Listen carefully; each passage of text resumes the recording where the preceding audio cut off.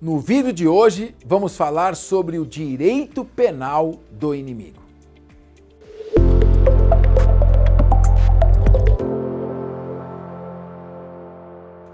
Antes de adentrarmos a análise da teoria do direito penal do inimigo, farei breves comentários sobre a teoria funcional.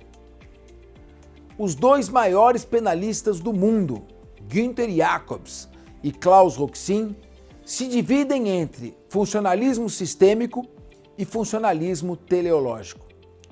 O funcionalismo sistêmico, defendido por Jacobs, prega que a missão do direito penal é a de zelar pela sua aplicação.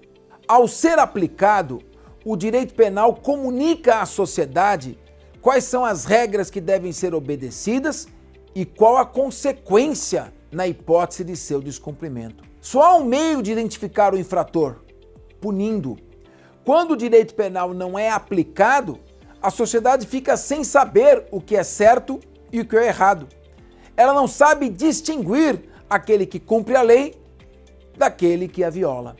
Por essa razão, a função do direito penal é simplesmente a de ser aplicada. Não há aqui a noção de bem jurídico. O direito penal não tutela um bem jurídico. O direito penal tutela única e exclusivamente a observância do direito posto, do direito positivo.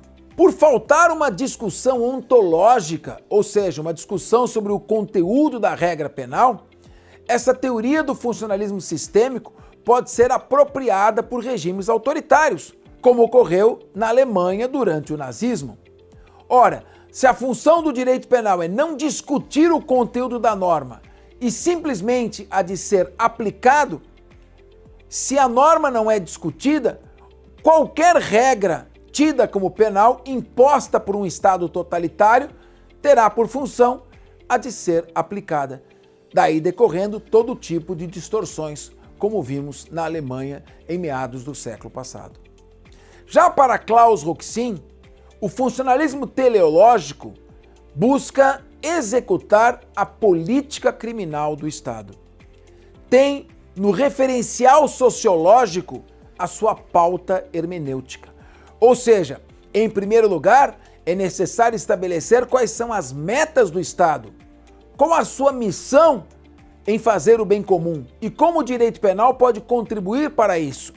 A partir do momento em que é fixada a política criminal, a meta, a missão social do Estado, o direito penal entra para dar cumprimento a estas metas.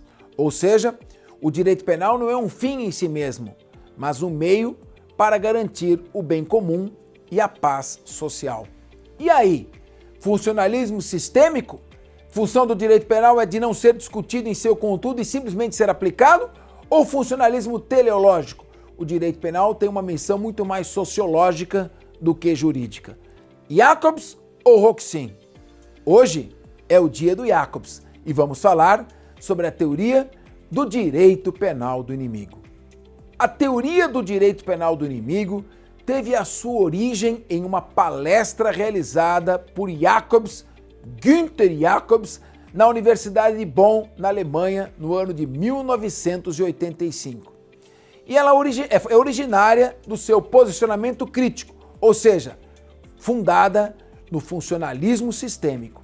No entanto, em virtude da não aceitação de suas ideias iniciais, Jacobs resolve flexibilizar a sua tese e adaptá-la ao Estado de Direito. Volta então a propô-la no ano de 2003, com o lançamento do seu livro que traz as bases e os fundamentos da sua teoria. Esta teoria foi influenciada sobremaneira pelos fundamentos do funcionalismo sistêmico, no qual Jacobs foi o criador e, desta forma, infere constar medidas de contenção àqueles indivíduos que desrespeitam as normas de convivência da sociedade, sendo atribuído um regramento penal próprio a ser aplicado a estes, com base na sua não inserção no status de pessoa. Não é uma pessoa, é o inimigo. Para Eugênio Raul Zaffaroni, a negação jurídica da condição de pessoa ao inimigo é uma característica do tratamento penal diferenciado que é dado pela teoria do direito penal do inimigo.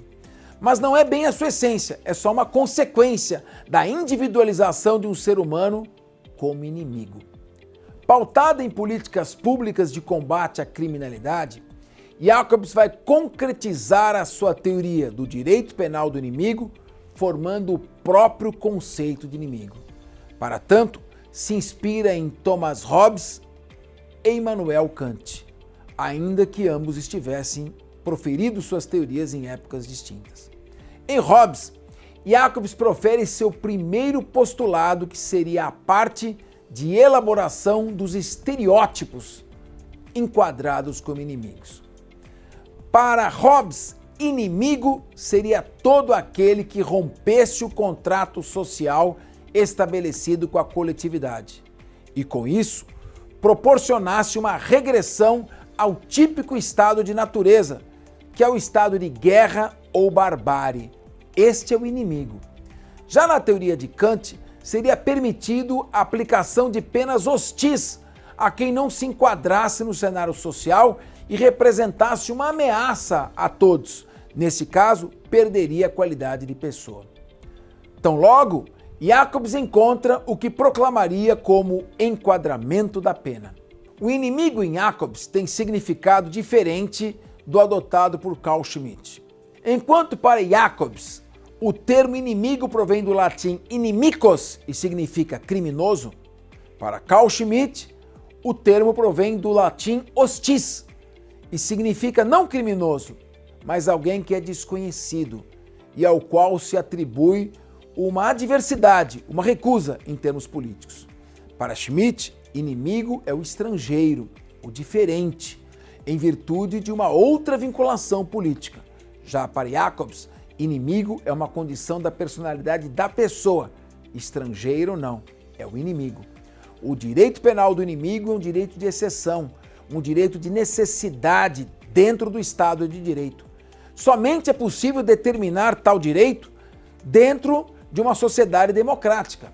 Em um Estado totalitário, ele não constituiria uma singularidade, pois é claro, o Estado totalitário vê inimigos em toda a parte. O Estado de Direito deve estabelecer regras e considerar como inimigo somente aqueles que a violam. Por esta razão, somente essa reflexão permite limitar a exceção à medida do necessário e evitar abusos. Assim, as presentes exposições não pretendem de forma alguma ser uma exortação ou ataque violento, mas ao contrário, manter o conceito de inimigo dentro de bases de juridicidade orientadora. O direito penal do inimigo, desta forma, visualiza e potencializa a concretização do inimigo do Estado em fatos que se apresentam de forma tentatória a ele, mas dentro de regras e princípios pré-estabelecidos. Nesse ponto, fortalece-se e legitima como Estado de exceção, mas dentro do Estado de Direito. Foi com base nisso que a teoria de Jacobs ganhou força no início do século XXI, surgindo dentro da manifestação de medo e insegurança provocada pelos atentados de 11 de setembro às Torres Gêmeas, 11 de setembro de 2001. Segundo Zaffaroni, o sistema norte-americano, aproveitando-se da teoria do direito penal do inimigo, fixou o terrorismo como alvo a ser combatido e pretendeu apresentar a guerra contra o Iraque como uma guerra preventiva inserida dentro da teoria do direito penal do inimigo. Usou todo o seu poder bélico como uma força punitiva contra o inimigo que elegeu, e elegeu aleatoriamente, uma vez que posteriormente descobriu-se que não havia vinculação entre o Iraque e os atentados às Torres Gêmeas. No entanto, é importante fixar que essa teoria acabou se caracterizando pelo desespero de conseguir um inimigo que preenchesse o vazio deixado pelo fim da Guerra Fria e o medo de um novo atentado de 11 de setembro. A partir do fato concreto e certo da morte em massa indiscriminada, foi construída a nebulosa ideia de terrorismo, que não alcança bem uma definição internacional e, por conseguinte, abarca condutas de gravidade muito diferentes, porém justifica medidas repressivas que permitem retomar a velha estrutura inquisitorial e alimentá-la com novos dados. Dados correspondentes à violência criminal desencadeada a partir da intervenção, sobretudo no Oriente Médio. Para Jacobs, o direito penal do inimigo, especialmente o direito penal dirigido contra os terroristas, tem mais a tarefa de garantir a segurança do que a de preservar a eficácia jurídica. E isso se revela na finalidade da pena e nos tipos penais correspondentes.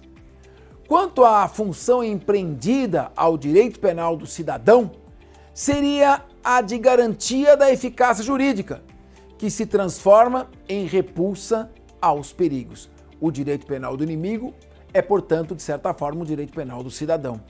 O filósofo alemão aproveita o seu discurso de direito de exceção para legitimar o que seriam as leis de combate, que são medidas de repressão que surgem a fim de combater o crime cometido por inimigos do Estado, a tal ponto que merece esclarecimento percebido pelo próprio Jacobs, pois, abre aspas, quando o inimigo não oferece mais qualquer garantia cognitiva da sua personalidade, o combate ao crime e o combate a ele passam a ser um só. Neste caso, então, não se trata mais de uma pessoa, mas de uma fonte potencial de crime, de um inimigo. A teoria do direito penal do inimigo, ainda que inserida dentro do Estado de Direito, com todos os controles dos princípios do Estado democrático, com todas as garantias, ainda assim é uma teoria de herança autoritária. A partir do momento que o Estado elege um inimigo, corremos o risco daqueles que detêm o poder punitivo, eventualmente, elegerem quem bem quiserem como inimigo e voltarem todas as estruturas persecutórias, desconsiderando as garantias do processo penal constitucional. Teoria do direito penal do inimigo, seja em estado de exceção, seja em estado de direito, apresenta como consequências sempre a violação a direitos fundamentais e a eficácia duvidosa. Estamos vendo isso no Brasil e vimos também nos Estados Unidos. Após toda aquela Segunda Guerra do Iraque, com toda a destruição provocada, descobriu-se mais tarde que o inimigo, que seria o Estado iraquiano, não tinha nenhuma relação com o atentado às Torres Gêmeas. Em vez de se eleger inimigos, devemos voltar à clássica definição do sistema acusatório, em que não se investigam pessoas, não se elegem inimigos para serem investigados, mas se investigam fatos. A partir dos fatos se chegam às pessoas, e não ao contrário. Direito penal do inimigo nada tem a ver com o Estado democrático de direito. Se você gostou, deixe o seu like, acione o sininho e compartilha, pois eu quero produzir muito mais conteúdo para você. Entra no YouTube, você vai ver uma série de aulas e de vídeos interessantes. Tenho certeza que você vai gostar. Até a próxima.